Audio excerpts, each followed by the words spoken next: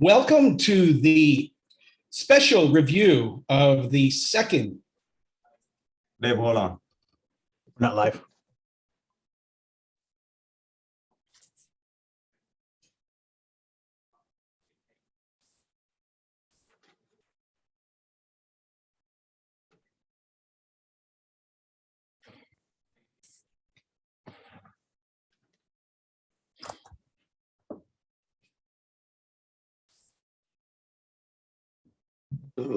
Excuse me.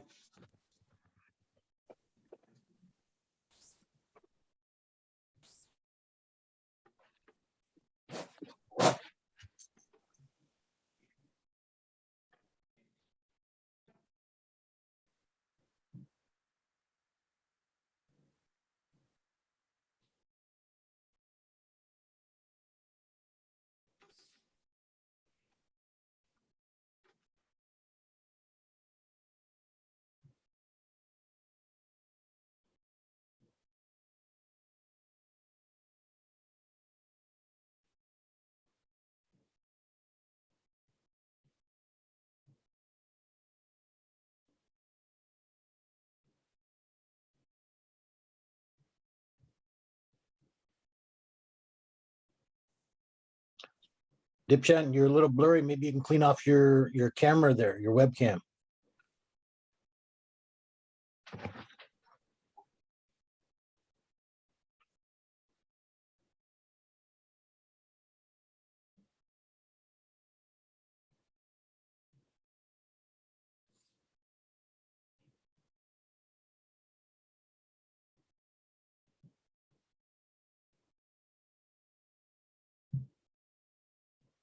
I keep getting this notice that my connection is slow and unstable.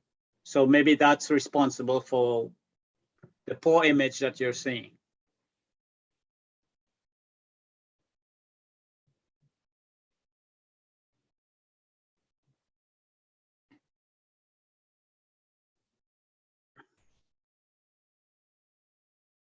Can you guys see me now? Right, so look, Dave. Welcome to the special review of the second observance of the week-long celebration of International Men's Week. International Men's Day has been going on for several decades, and here in Canada, we've been running week-long events. And today I have a number of the hosts that are going to share some of their greatest insights, distinctions from their sessions as hosts for International Men's Week. I'm going to start off with Mr. RJ Horner. RJ, would you please come off mute, share a little bit about the sessions that you hosted and perhaps one or two of your biggest learnings from International Men's Week 2021?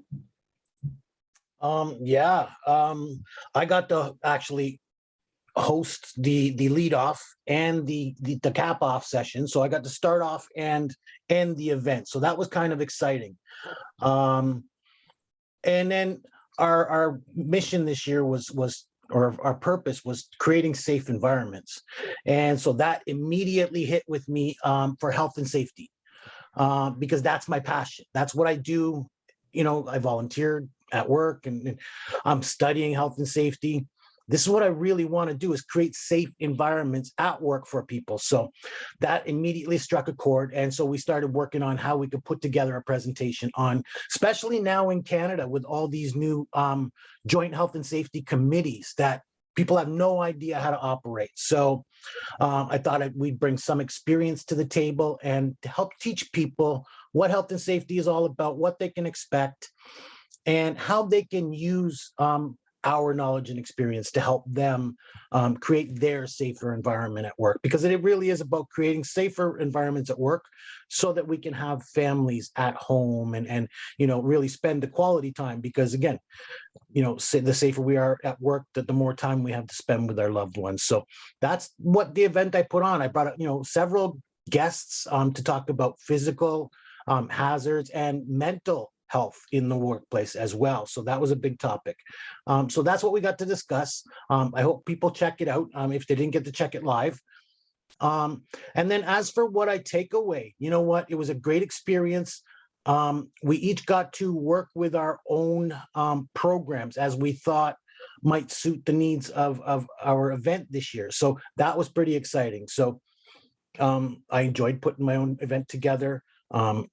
Hopefully we can do some of that next year, but maybe incorporate some more joint activities, some more interactive experiences that we didn't get to do in this presentation format. So again, I hope everybody enjoyed what we had to put on. Again, it is out there available on our YouTube channels for people to check out if you have not had the opportunity. Again, these are just 4 of our presenters here today. So, please go and check it out if you haven't done so already. So thanks, Dave. Thank you very much, Archie. Let me move over to Joe Groh. Hi, Joe. And you were the MC, the host for an author's circle. Would you like to share a little bit about that and what was 1 or 2 of your greatest learnings from the week-long International Men's Week? Please unmute and share. Okay, thank you very much. It was the first time I'd done that, and I did a lot of preparation. To be honest, I was a little nervous, and I had a friend of mine who's editing my book to help me prepare. So one of the lessons I learned is not to over-prepare.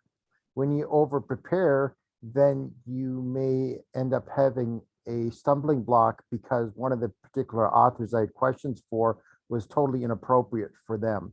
So after I realized that after the first questions, I totally changed course and made up my own questions.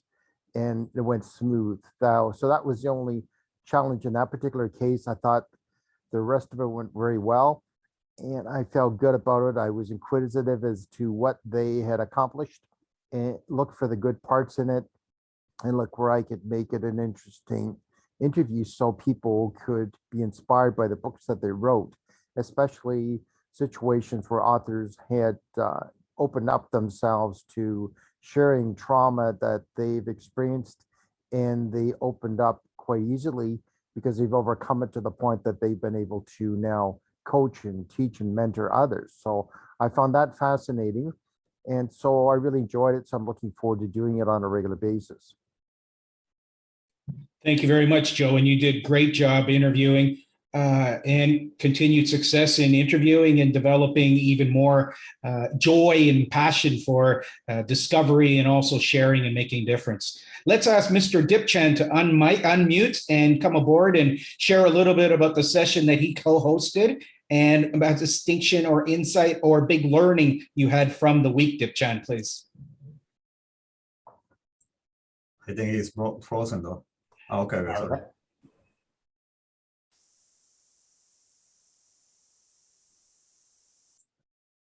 Dipchan, you had to unmute. Oops. Oh, it looks like we lost Dipchan. This is part of the technology issue, folks.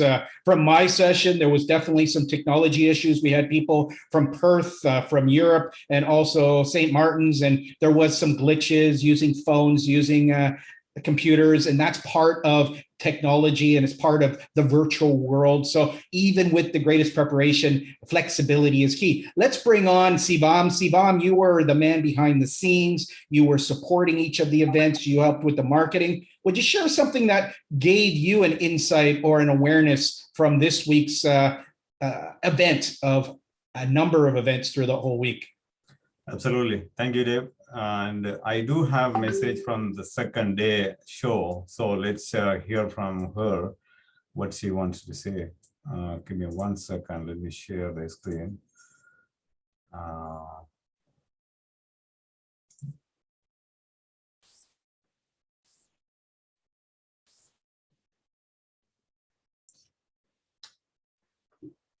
Sorry, guys, having some difficulty here with connection, but I'm back on now. Go ahead if you want. Sibam, why don't we let Dipchan share what was a learning that you had from the week, Dipchan, you particularly the session that you co-hosted? Well, I was the co-host for the first time, but thankfully I had Tolu with me, so that helped the process run smoothly. She was quite good at it. So we had 2 inspiring guests, Sean and Stephen Doris. And they were contrasting. Sean came from Africa, and he went through all the difficulties he endured to get to where he currently is in Toronto. He's won many awards, and he speaks internationally at different conferences and whatnot. And his dream, as he mentioned, is for every individual to explore their potential to the fullest. So he's working passionately on that with as many people as he can. Stephen Doris, what a story. He's a suicide survivor. And not only did he survive that ordeal, he's now turned around and is working with the Canada Survivors Group to lift people out of those potential situations that really lead them down a destructive path. So he's inspired me in the sense that he really worked hard at working forward and not looking back at his dark days. And it's helping, obviously not himself, but a lot of people out there. So I've learned a lot, and I had a great time and a great experience on that day. Thank you very much, Tip John. And now we'll go to the video. Is that right, Sivam?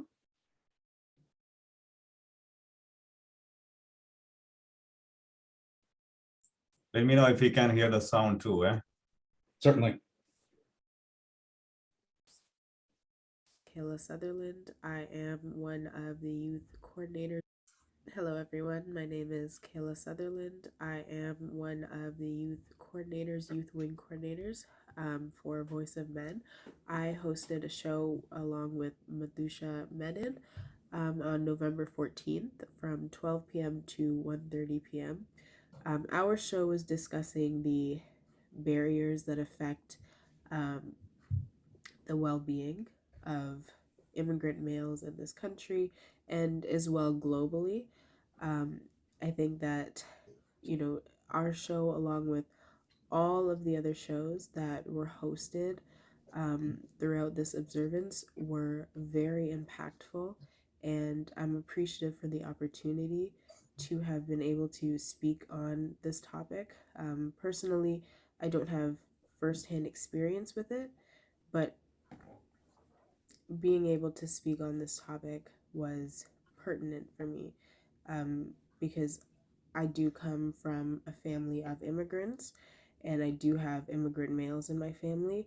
In speaking on this topic and researching the topic, there were things that I learned that I had no idea about, simply because I'm not a male one, and I was born in this country. So, the services that we access every day, the things that we experience are different than those of immigrant males, but just being aware of the barriers to support services, to, mental health services, to, just getting the proper and proportionate health services that are necessary for these individuals, securing proper housing and employment, just so many factors that, you don't necessarily consider if you are an individual who is born in this country, because those resources are simply afforded to you as part of, being a citizen of this country.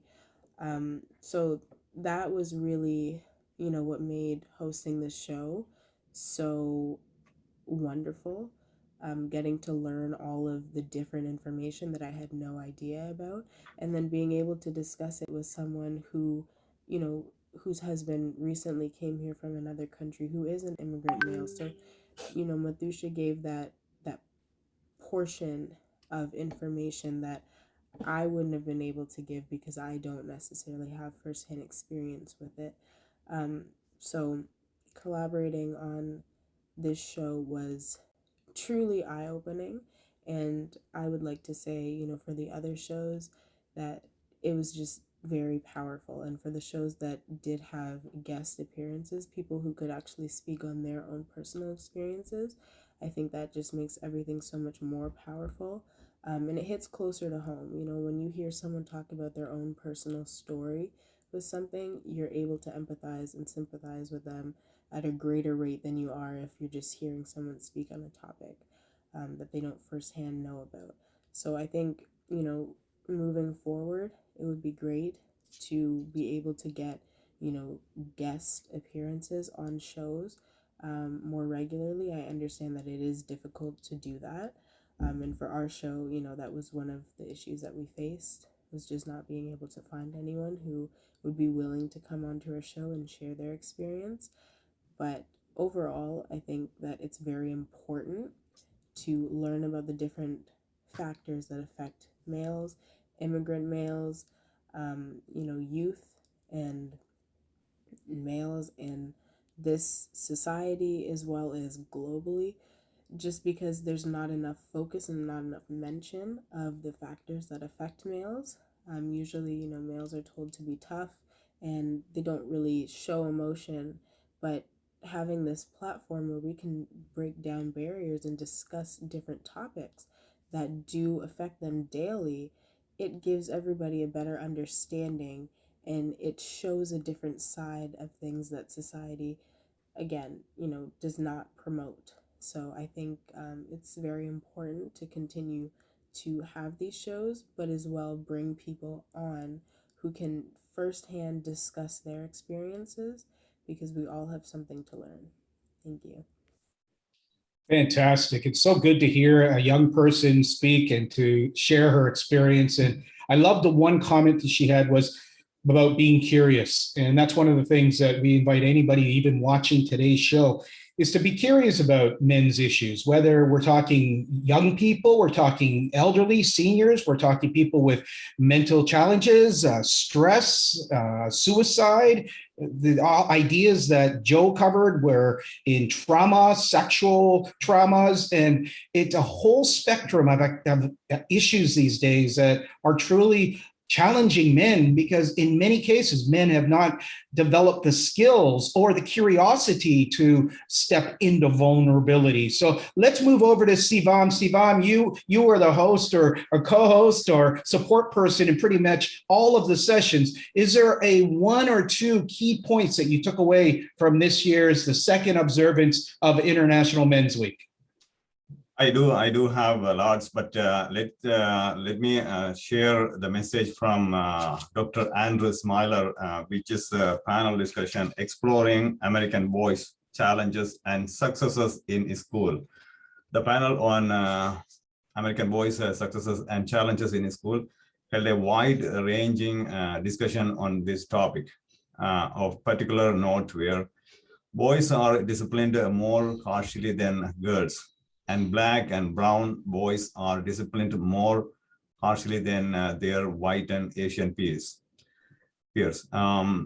Approximately 1 in 6 boys are diagnosed with a learning disability of some type, a much higher rate than for girls. The educational environment for African American boys, that many of them and many college professors view them as having survived K-12 education. They are rarely seen as having thrived in that environment. Parents have the potential to be boys' best advocates and are often most effective when they can help teachers and administrators see their sons as individuals and not as not just another kid. We would like to thank Voice of Men 360 for giving us an opportunity to discuss these issues. So this message is from actually Dr. Andrew Smiler. And before moving to another day 3, that's yours, releasing transgenerational trauma. So let's hear from a few words, and then I will give you a little bit more points from my side. Dave. Well, we had Dr. Nicole from St. Martin's share some wonderful strategies to help people get into more resourceful states. And that could be things like breath work. It could be therapy. It could be nature walks. It could be tapping. And she gave a demonstration of tapping. These are all stressed upon an individual to be curious on good mental health. We then had a beautiful gentleman from Perth who created a gong to assist with sound healing. And that's, again, another modality that men can use their creativity to also connect with Mother Earth, Father Sky, and have a holistic approach to their surroundings. And that was really beautifully presented by Mr. Harley from Perth. And then we also had a guest from Czechoslovakia who didn't happen to make it onto the program, yet he's very much into doing chanting and mantras and brings an indigenous cultures approach to men connecting with their divine masculine, which is very different than the toxic masculine, which is an area that if you're interested in, and I'm going to invite anyone here, check out toxic masculinity, because it's a topic that we will look into much more as we move forward with Voice of Men 360 and International Men's Week next year, 2022. Back over to you, Sivam. Thank you, Dave. So day 5, Indigenous men's self-care and well-being.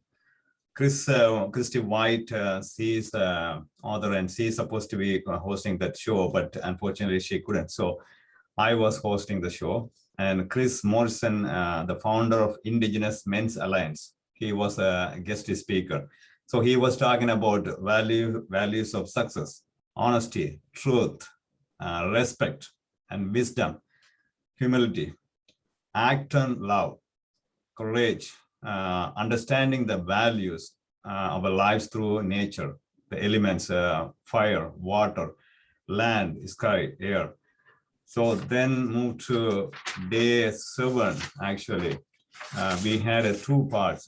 One was the actual topic and the celebration moment. So everybody was sharing their personal message and experiences, so on. But my key point is that why do you want to keep 1 week celebration? What kind of impact or challenge we want to make through this platform, through this event? That's most important. It doesn't matter how many people are watching or now going to watch, how or just even one person can take this message and then take it to the next level. Couple of things. Also, we did recognize some individuals who were contributing, who have been contributing to the families and the community and the society.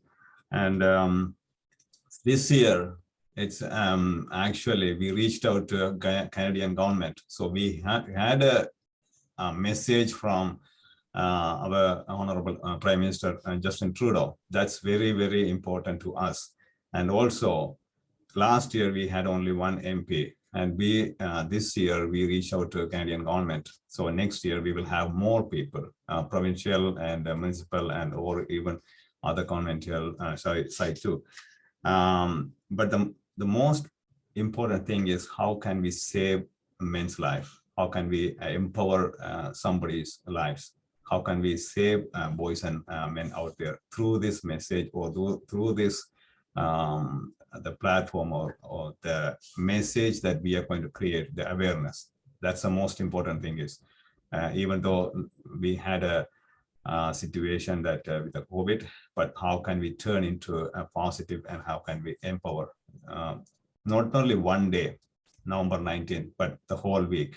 So we will continue this same format, but we will do in a different ways every year. Back to Dave. Thanks. Actually, thank you very much, Sivam. And again, thank you everybody for all their effort. I am going to put it back to Sivam because we also conducted a session with Malaysia where we had some wonderful presenters and speakers. Dr. Billy, who works with the people with disabilities in the farming sector. We had, please share the other great speakers we had, Sivam, and part of their message in about 30 seconds or less. It's very hard, Dave. But all of them are, they were saving, they were, Mallika, the female, was sharing her messages. And also Dr. Jerome joined. And also, why did he want to started this movement and how did we start the movement in Malaysia? And also there's another 50 years serving a social activist from Malaysia. So he was sharing his message. So these are the people, and also very diverse, very diverse. They were sharing all the messages. So we are moving into the right direction, and we are getting a lot of positive feedback, how we can take to the next level. That's all the matter is. Thank you. Yes, we had, just to illuminate, we had a Dato who is doing restoration projects and really connecting with the Mother Earth. He's very much into bonsai, which is an ancient Japanese way of cutting trees so that they can last not 10 years or 20 years. We're talking hundreds of years, most famously displayed in Karate Kid. The other, we had a lawyer who explained some of the challenges that men have and looking for ways to communicate more effectively. And then we had the wonderful educator, and she just was so eloquent. And if they get a chance, please check out the channel, the YouTube channel, Voice of Men 360. Go through some of these sections. If you want, you can turn them up to 150 or 175 speed so you can go through it quicker. Yet it really is a wonderful opportunity to see a vast number of people from around the world who are committed to helping our young men, our elderly, and our middle-aged men. And as I bring this session to close, I'm going to open up the mic to each of our hosts here, just to share, perhaps, if we have a magic wand, what would you love to see happen for 2022, the International Men's Week? Let's start with you, RJ. Last comment, last thought, last wish for next year. Again, I would love to see us interactive. You know what? We did great with these presentations. We did great with the voice. A lot of people, like you mentioned, who have a passion out there for helping people. I would love to see us interactive somehow. Maybe simulcast, I don't know, but somehow I want more voices out there at the same time, spreading this same message. Very good. RJ, I love the idea. And this is what's beautiful. In the next year, we're going to be seeing the expansion of the multiverse. And so maybe we'll be having our little characters on stage, and it could be quite interactive and quite playful. How about Joe? What would you like to see next year? And any last comment for you for 2021, the recap? Well, since I started off the meeting of Author Circle, I'm going to be focusing on that and finding more authors that I can interview that are dealing with men's and boys' issues, that have some solutions. And I just thought of an idea. Being in the business world for many years, I like wearing little lapel pins. I don't have it here, it's in my other room, so I wasn't going to run out. But I taught a course in my church called How to Love Yourself, and I found buttons in the UK, and it actually says that on it. And two guys from church yesterday were wearing them. So I was wondering, couldn't we get buttons made, little buttons that said Voice of Men 360? So we're in Food Basics, and we're wearing it, and someone noticed it and goes, "What's that?" Because I noticed it's much more effective when someone asks a question of us rather than us volunteering information saying, "You got to check this out." If they notice the button and with the logo on or whatever we can put on, and they go, "What's that?" then we're in a better position to present information about it, rather than men walking around silent and dealing with their issues by themselves. And then one day they can't handle anymore because it's like a volcano, it's got to explode. Like my wife's uncle had prostate cancer surgery a little while ago. Why did that surface after so many years? He would be asked how he's doing, and he's doing great, he's doing fine, but reality wasn't. Why did it take so long to surface? One of my favorite singers, Dan Fogelberg, never got checked for prostate cancer, and that's why he died. So that's something to get guys to get checked for. This is an issue. I get checked every 6 months. So to make sure that I'm okay, but the doctors can hardly wait to do a surgery, which I don't want to do a surgery, but it's up to us to figure out what are the solutions to stay healthy, right? Thank you very much. I think that's an important thing, is to let guys know that we are in a group that we're focusing what we can do to, I like what Mr. Rogers said, that feelings are mentionable, they're manageable, but if you keep them inside, they're neither one. Very nice. And how about Dipchan? Please unmic and share a wish for next year or a final thought, please. Sure, Dave. I think next year we should aim for better awareness. And by that, I'm talking about participation as well. I think one of the areas that men have difficulty in connecting with the larger world out there is that people don't take them seriously. And with my experience, I've noticed, I've looked at a ton of,